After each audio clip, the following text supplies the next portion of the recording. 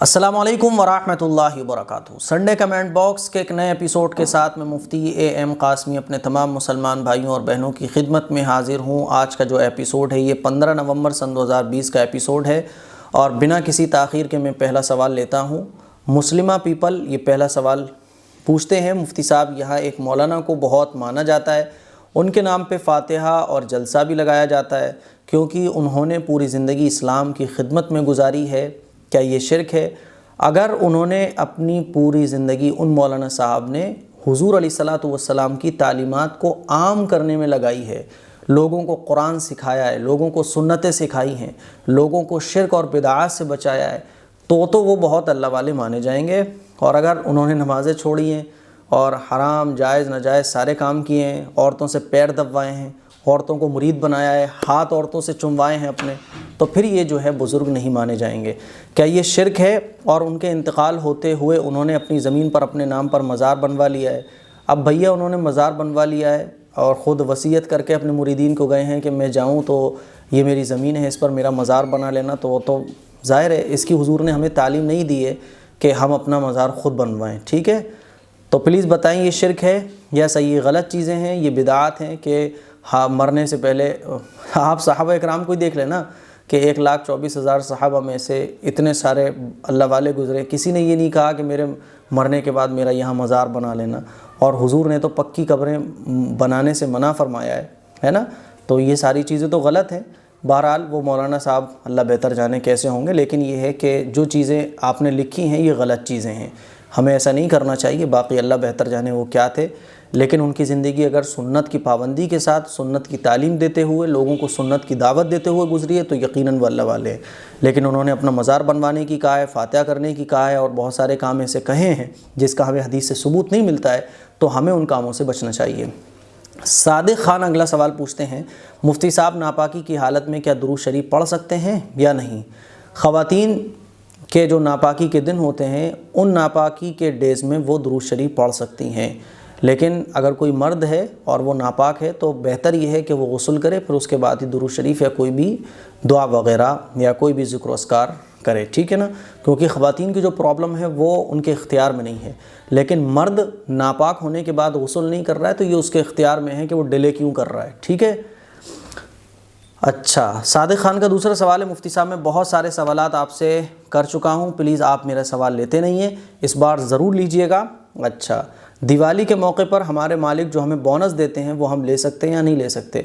दिवाली के मौके पर आपके मालिक जो आपको बोनस देते हैं या आपको जो है हदीये में आपको तनख्वाह आपकी बढ़ा देते हैं या आपको तनख्वाह पहले देते हैं या कोई गिफ्ट दे देते हैं, तो नो प्रॉब्लम, वो बोनस आप ले सकते हैं। गुड्डू खान अगला सवाल पूछते हैं, मेरा नाम नौशाद है मुफ्ती साहब, बहुत टाइम हो गया आपने मेरा सवाल अभी तक ऐड नहीं करा। मुफ्ती साहब मेरे गुड्डू भाई के पेट में पथरी है, प्लीज़ कुछ बताएं ताकि उनके ऑपरेशन होने से बच जाए। पथरी को ख़त्म करने के लिए मैंने एक दुआ बताई है, आप यूट्यूब पर सर्च कर सकते हैं और वो दुआ आप पढ़कर पानी पर अपने भाई को पिला सकते हैं। ठीक है, सूरह फातिहा दवा पर 11 मरतबा पढ़कर दम करें आप, दवा पर पानी पर, और फिर उसी पानी और दवा को आप अपने भाई को खिलाएं और पिलाएं। ठीक है, इंशाल्लाह बहुत फ़ायदा मिलेगा।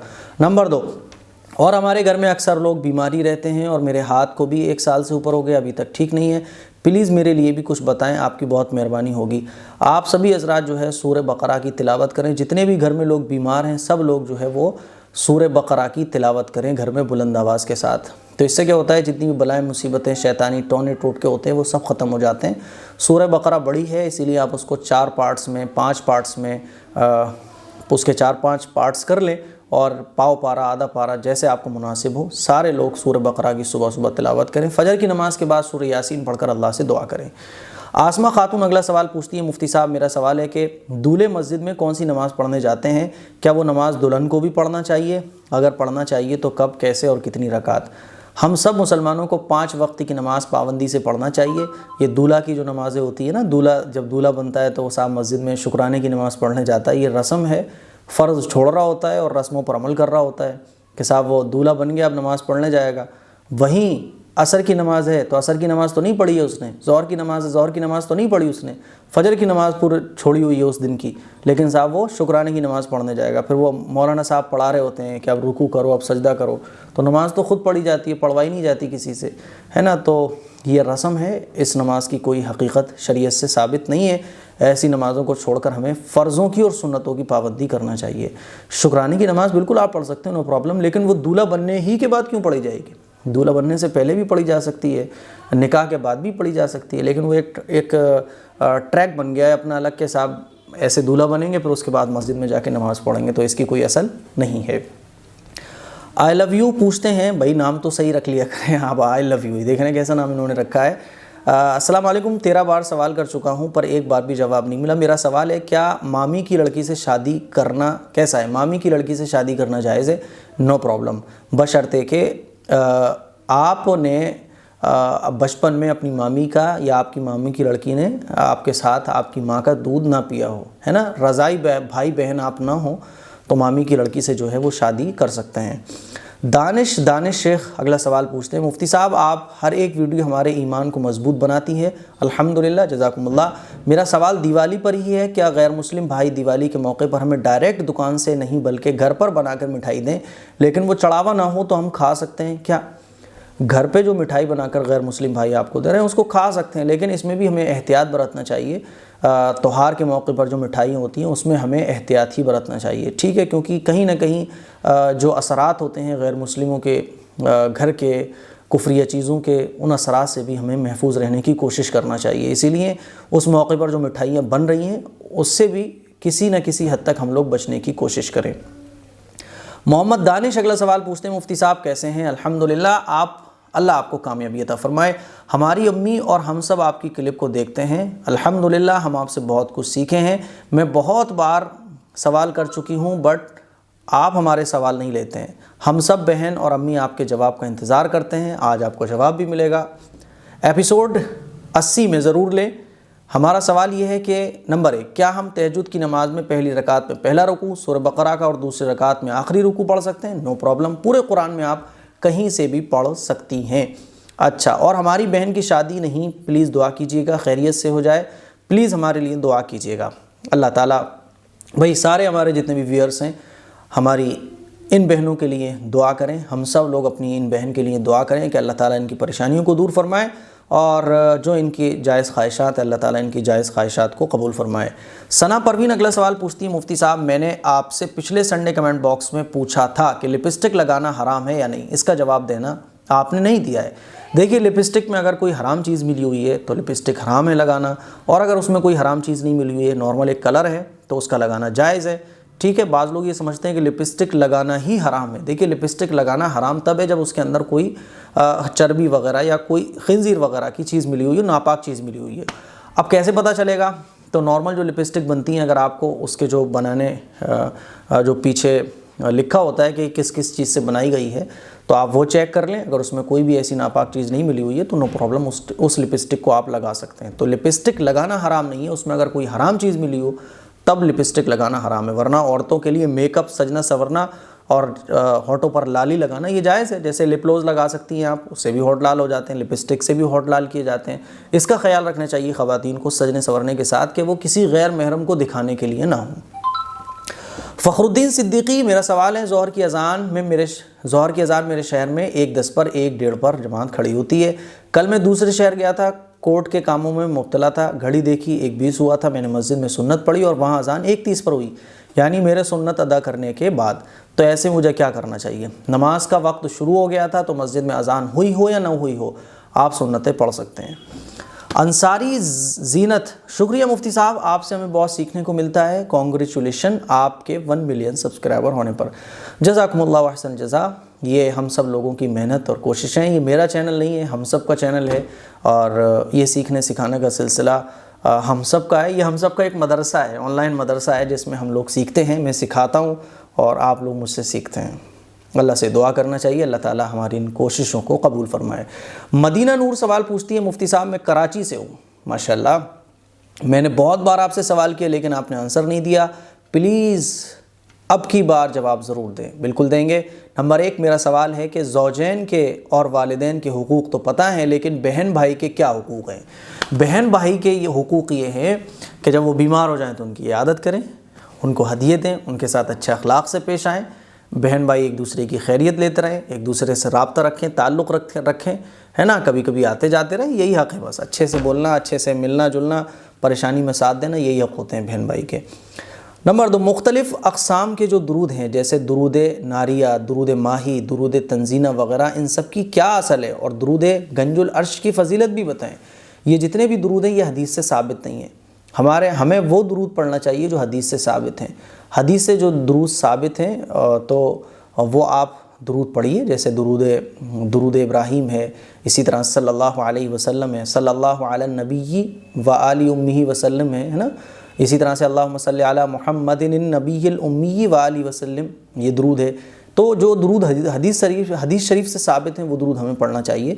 दुरूद तंजीना, दुरूद माही या हदीस से साबित नहीं है, बल्कि हुजूर के 1000 साल बाद ये दुरूद जो हैं वजूद में आए हैं। तो जो लोगों के बनाए हुए दुरूद हैं उनको पढ़ने के बजाय हमें वो दुरूद पढ़ना चाहिए जो हुजूर से साबित है। एक चीज़ वो है जो हुजूर से साबित है, जो हुजूर ने हमें बताई है, जो सहाबा इकराम ने जिस पर अमल किया है, और एक चीज़ वो है जो 1000 साल के बाद वजूद में आई है। तो जो चीज़ें हुजूर से, सहाबा से साबित हैं उसमें कोई शक नहीं है, उसे आप आँख बंद करके पकड़ सकती हैं। लेकिन जो 1000 साल के बाद चीज़ें वजूद में आई हैं उसमें शक है। बाज़ लोग कहेंगे इसमें दिक्कत क्या है? इसमें दिक्कत यही है कि ये सही भी है, गलत भी है, कुछ पता नहीं है, क्योंकि हुजूर से ये साबित नहीं है। जो चीज़ें हुजूर से साबित हैं उसको आँख बंद करके आप अमल भी कर सकती हैं, पढ़ भी सकती हैं। इसीलिए हमें जब हमारे पास ऑप्शन मौजूद है ना कि जो हुजूर ने वो चीज़ हमें दे दी है, तो क्यों ना हम वो चीज़ पर अमल करें जो हुजूर से साबित है। नंबर 3 गुस्ताख रसूल के वाक़यात पर एक मोमिन का क्या रिएक्शन होना चाहिए जो उसके ईमान को ज़ाहिर करता हो? गुस्ताख रसूल के वाक़यात पर हमारे दिल में गुस्सा आना चाहिए, और हमें हमारे दिल की ये कैफियत होना चाहिए कि अगर गुस्ताख रसूल कभी उसको सज़ा देने का, या गुस्ताख रसूल आप कह सकते हैं कि मतलब गुस्ताख रसूल के बारे में जितना गुस्से का इजहार हमारे दिल में आ सकता हो, या गुस्से वाली कैफियत हमारे दिल की बन सकती हो, उतनी हद दर्जे की हमारे अंदर गुस्से वाली कैफियत बनना चाहिए। और अगर वो कैफियत गुस्ताख रसूल के वाक़यात पढ़कर नहीं बन रही है, सुनकर नहीं बन रही है, तो हमें अल्लाह से दुआ करना चाहिए कि अल्लाह ताला वो कैफियत बना दे कि हुजूर के बारे में कोई भी एक अदना गुस्ताखाना कलिमा भी सुनकर हम जो है होश खो दे बस। या रसूल, या अल्लाह हमारी कैफियत ऐसी बना दे, हमें दुआ करना चाहिए। तो गुस्ताख रसूल के वाक़यात पर हमारी अगर ये कैफियत नहीं है, गुस्से वाली कैफियत है ना, गज़ब वाली कैफियत, और बस वो ऐसी कैफियत जिसमें हम अपना होश खो बैठें, और ऐसी कैफियत अगर नहीं है, मर मिटने वाली, जान देने वाली कैफियत हमारी नहीं बन पा रही है, तो हमें अल्लाह से दुआ करना चाहिए। नंबर 4 जब कोई मुसलमान कुरान ख़त्म करता है तो उसे दुआ मांगना और ईसाले सवाब के अलावा क्या करना चाहिए? कुरान मुकम्मल होने के बाद दुआ करना चाहिए, और जो है वो ईसाले सवाब करना चाहिए बस। और आइंदा वो एक कुरान कंप्लीट हो गया, अब दूसरे कुरान को कल से मैं शुरू करूँगा, ये नियत करना चाहिए। ठीक है, प्लीज़ मेरी अम्मी जो हार्ट पेशेंट हैं उनके लिए दुआ कर दीजिए। हमारी इन बहन के लिए भी सभी मुसलमान भाई आज अपनी नमाज़ों में, हमारी मुसलमान बहनें अपनी नमाज़ों में इन बहन के लिए दुआ करें। शमा मलिक सवाल पूछती हैं, आपने मेरे नाम के माना अब तक नहीं बताए, प्लीज़ बताएं। लोग कहते हैं कि मेरा नाम सही नहीं है। सही है, आपका नाम सही है, शमा कहते हैं कैंडल को, है ना, तो शमा नाम ठीक है। मोहम्मद नियाज़ अस्सलाम वालेकुम मुफ्ती साहब, मैं बहुत बार सवाल कर चुका हूँ, क्या कोई अपनी चाची की बहन से निकाह कर सकता है? चाची की बहन से निकाह कर सकता है, जायज़ है, चाची की बहन से आप निकाह कर सकते हैं। मोहम्मद मासूम उस्माने, मुफ्ती साहब मैं आपकी वीडियो हमेशा देखता हूँ, माशाल्लाह बहुत अच्छा। प्लीज़ आपसे रिक्वेस्ट है, आप संडे कमेंट बॉक्स के नीचे तारीख़ और कौन सा महीना चल रहा है और कौन सा चल रहा है, सन कौन सी चल रही है, प्लीज़ ज़रूर डालें। जी इंशाल्लाह मैं एडमिन से कहूँगा, भाई एडमिन साहब आप इस चीज़ का ख्याल रखें, डेट वगैरह उर्दू और इंग्लिश सारी डेट आप डालना शुरू करें। अच्छा, गुलनाज खान अगला सवाल पूछती हैं, भाईजान कैसे हैं आप? मैंने आपको बहुत बार सवाल किया बट आपने जवाब नहीं दिया, प्लीज़ इस बार मेरे सवाल संडे कमेंट बॉक्स में शामिल कीजिए। मैं यहीं फ़िरोज़ाबाद में रहती हूँ। अच्छा जी, आप फ़िरोज़ाबाद में रहती हैं, तो फ़िरोज़ाबाद में आप मेरे से आके मिल सकती हैं। मैं मगरिब के बाद नाले की पुलिया और तेली वाली गली, नाले की पुलिया, खजूर वाली मस्जिद के पास में मगरिब के बाद बच्चों के मकतब में जाता हूँ, वहाँ आके आप मुझसे कभी भी मिल सकती हैं। अच्छा, इन्होंने लिखा है कि फ़िरोज़ाबाद में रहती हूँ, मैं आलिमा का कोर्स करना चाहती हूँ, आपका मदरसा फ़िरोज़ाबाद में कहाँ है? फ़िरोज़ाबाद में मदरसा है, लेकिन फ़िलहाल तो अभी एडमिशन वगैरह सारे बंद हैं। इंशाल्लाह नेक्स्ट ईयर से आप हमारे कोर्स को अटेंड कर सकती हैं, ज्वाइन कर सकती हैं। तनवीर अंसारी कहते हैं, मुफ्ती साहब उम्मीद है कि आप खैरियत से होंगे। I am Reshma Ansari, Chhutmalpur UP. Chhutmalpur UP, अगर ये छुटमलपुर जो है सहारनपुर वाला है तो यहाँ मेरा जाना हुआ है छुटमलपुर में। मेरा एक सवाल है कि आप पीरियड की हालत में घर की तालीम में शिरकत कर सकते हैं? घर की तालीम में शिरकत कर सकती हैं। आर्या पटेल सवाल पूछते हैं, मुफ्ती साहब कोई परफ्यूम ऐसे होते हैं जिनमें अल्कोहल होता है तो लगा सकते हैं, नमाज नहीं पढ़ सकते? जी, परफ्यूम जिनमें अल्कोहल होता है उनको बेहतर तो यही है आप इत्र का यूज़ करें, लेकिन अल्कोहल वाले परफ्यूम लगा कर भी नमाज हो जाती है, क्योंकि परफ्यूम में जो अल्कोहल इस्तेमाल किया जाता है वो अंगूर और खजूर का नहीं इस्तेमाल किया जाता है, फ्रूट्स वगैरह का अल्कोहल उनमें इस्तेमाल किया जाता है। अंगूर और खजूर का जो अल्कोहल होता है वो हराम है। ठीक है। खुशी जहां पूछती है, मुफ्ती साहब मेरा सवाल है कि जो लड़कियां जॉब करती हैं और जॉब पर जीन्स पहनकर जाती हैं और ऑफिस में जीन्स में नमाज़ पढ़ती हैं तो क्या जीन्स में उनकी नमाज़ हो जाएगी? और अगर घर में जीन्स में नमाज़ पढ़ती हैं तो नमाज़ होगी? प्लीज़ जवाब ज़रूर दीजिएगा। देखिए, जीन्स इतनी टाइट अगर कोई पहले तो मैं क्लियर कर दूं कि जीन्स नहीं पहनना चाहिए, ख़वातीन को, लड़कियों को जीन्स नहीं पहनना चाहिए। ऐसे कपड़े पहनना चाहिए जिससे जिस्म का उभार ज़ाहिर ना हो। बात समझ आ रही है? बॉडी का शेप ज़ाहिर ना हो। अगर कोई खातून ऐसे कपड़े पहनती है कि जिससे बॉडी का शेप ज़ाहिर होता है तो ये कपड़े पहनना नाजायज़ है और हराम है। और इन कपड़ों में जो नमाज़ पढ़ी जाती है तो फिर वो नमाजी मकरूह तहरीमी होती है। ठीक है। तो जीन्स अगर इतनी चुस्त पहनी हुई है, और जीन्स चुस्ती होती है ख़वातीन की कि जिससे बॉडी का शेप ज़ाहिर होगा, और फिर ऊपर भी कोई ऐसा टॉप पहना हुआ है जिससे पीछे का हिस्सा क्लियर नज़र आता है, शेप बिल्कुल क्लियर नज़र आता है, तो फिर नमाज़ नहीं पढ़नी चाहिए ऐसे कपड़ों में। और फिर ऑफिस में ऐसे कपड़े पहन कर जाना तो ये तो गलत है। लेकिन नमाज का जब वक्त हो जाए तो फिर ऐसे कपड़े पहले तो पहन कर नहीं जाना चाहिए, मैं पहले ही बता रहा हूँ। लेकिन अगर कोई पहन कर जा रहा है और फिर बड़े दुपट्टे से वो अपने आप को कवर कर लेती है वो खातून एकदम, कि बॉडी का शेप भी नज़र ना आए, बुरक़े से या बड़े चादर से, दुपट्टे से अपने आप को कवर कर लेती है, फिर नमाज़ पढ़ती है तो नमाज हो जाएगी। लेकिन जीन्स चूँकि वो टखने से ऊपर होती है तो फिर टखने को भी मोज़े से या किसी और चीज़ से कवर करना ज़रूरी होगा। अगर जीन्स टखनों से ऊपर है तो फिर नमाज नहीं होगी। अब यही मसला घर में है, यही मसला ऑफिस में है, तो हमें ऐसे कपड़े पहनने से बचना चाहिए। और अगर आप घर में कोई भी खातून इस तरह से जीन्स पहन रही है घर में या ऑफिस में, तो फिर इसका ख्याल करना चाहिए कि नमाज पहले नहीं पहनना चाहिए। मैं पहले ही बता रहा हूँ, बाज़ लोग जो है वो मेरे कहेंगे मुफ्ती साहब आप तो पहनने की इजाज़त दे रहे हैं। इजाज़त नहीं दे रहा हूँ मैं, लेकिन अगर कोई पहन रहा है तो नमाज में फिर ये आपको ख्याल करना पड़ेगा, क्या नमाज़ पढ़ते वक्त आप अपने आप को पूरा कवर करें, या ऊपर से टॉप पहना हुआ है आपने या कोई कुर्ती पहनी हुई है तो वो कुर्ती आपकी जीन्स को छुपा रही है। लेकिन जीन्स अगर टखने से ऊपर है तो फिर आपको मोज़े या कोई और चीज़ से, क्योंकि औरतों के लिए जो है ना हथेली, हाथ, दोनों पैर और चेहरे के अलावा पूरी बॉडी को कवर करना ज़रूरी होता है। तो जीन्स पहनकर नमाज तो बहरहाल जो मैंने कंडीशंस बताई हैं इन कंडीशंस के साथ नमाज हो जाएगी, वरना नहीं होगी। अबू अंसार आलम कहते हैं, मुफ्ती साहब नूरानी कायदे की क्लास 1 मंथ से नहीं मिलती है, इंशाल्लाह कल से आपको नूरानी कायदे की क्लास मिलेगी। Rupam Dubey, sir I need help, मैं हिंदू हूँ, मुझे इस्लाम कबूल करना है, तो क्या नेम चेंज होगा? चेंज भी करना पड़े तो किसका सरनेम लगाएंगे? मैं बहुत कंफ्यूज हूँ। इस्लाम कबूल आप करना चाहते हैं, आप कलमा पढ़ें ला इलाहा इल्लल्लाह मुहम्मदुर रसूलुल्लाह। जितने भी गैर मुस्लिम हैं जो इस्लाम कबूल करना चाहते हैं, बहुत आसान तरीका है, ला इलाहा इल्लल्लाह मुहम्मदुर रसूलुल्लाह, ये कलमा पढ़ें और कहें कि ए अल्लाह मैं तुझ पर ईमान लाया, तेरे पैगम्बरों पर ईमान लाया, तेरी आसमान से नाजिल की हुई किताबों पर ईमान लाया, तेरे पैगम्बर ने जो कुछ बताया है मैं उन सब पर ईमान लाता हूँ, और शिरकिया और कुफ्रिया चीज़ों से मैं तौबा करता हूँ। बस आप इस्लाम में दाखिल हो गए, अब आप इस्लाम को फॉलो करना शुरू कर दें। नाम चेंज, आप नाम अपने मन में फ़ाइनल कर लें कि भाई आपको अब इस्लामी एक नाम भी रखना पड़ेगा।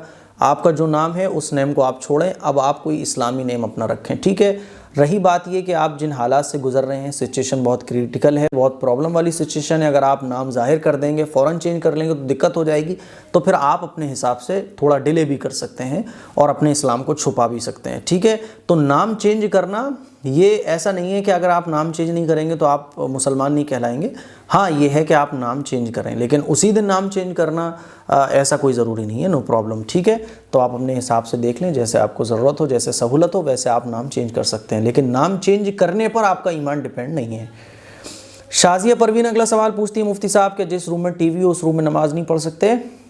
देखिए, जिस रूम में टीवी हो उस रूम में आप नमाज तो पढ़ सकती हैं, जैसे कि टीवी चल नहीं रहा हो बस, और टीवी पर कवर पड़ा हुआ हो और टीवी की तरफ आपका रुख ना हो, तो नो प्रॉब्लम, आप नमाज़ पढ़ सकती हैं। बेहतर ये है कि हमें अपने घरों पर एक जगह मस्जिद बनाना चाहिए, जिसको कहा जाता है घर की मस्जिद। घर की मस्जिद होना ज़रूरी है।